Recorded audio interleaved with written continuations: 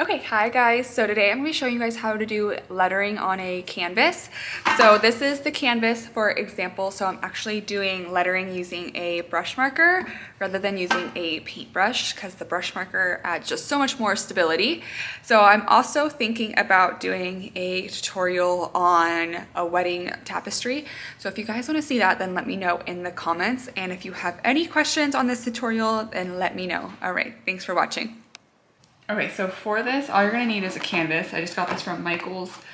A brush marker. You could actually use a Sharpie too, and do faux calligraphy, but it's just easier with a brush marker if you have it. For this one, I'm using the Caran markers. This is like my favorite brush marker, and it's like really inky, so it almost looks like paint. It is actually paint marker.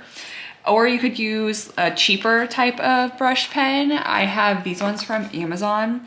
This pack is really nice. It's only like $10. The only thing is this doesn't have a black, which is a really bummer. You're gonna need acrylic paint, of course, because I'm gonna paint the back of it. And then I always, before I start, I do a mock-up of where I'm going to have my lettering, just so I don't make mistakes. And I just use regular printer paper and a pencil. So let's go ahead and do the mock-up, and I'm going to paint the.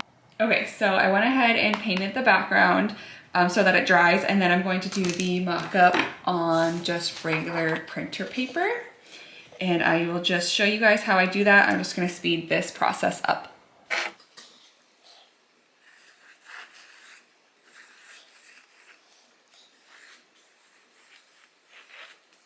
All right, so what I did is I just drew the lettering over the canvas. I don't know if you can see it on the camera, but it's super faint, but you can actually see the outline of my lettering, and that's what I want. So you can totally do this, and this is kind of like a tracing guide. So you can see on the back, this is some old lettering that I was practicing on another thing, but it kind of just took the paint off, and then I can just really trace it on here.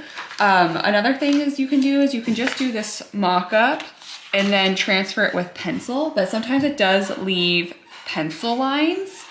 It's totally up to you if you care or not and what's easier for you, but this is a great method as well.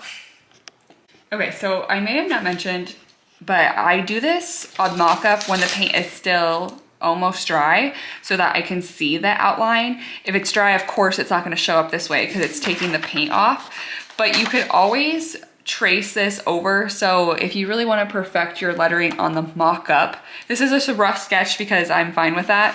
But if you're new to lettering, you can always do your lettering on the mock-up and do it perfectly how you would want it to be on the canvas, and then you would just trace back over it. I hope that makes sense, but it's a really great way so that you don't make mistakes on the actual canvas. Okay, so my canvas is dry, and I'm just gonna go ahead and use my Caran paint marker to trace over my lettering.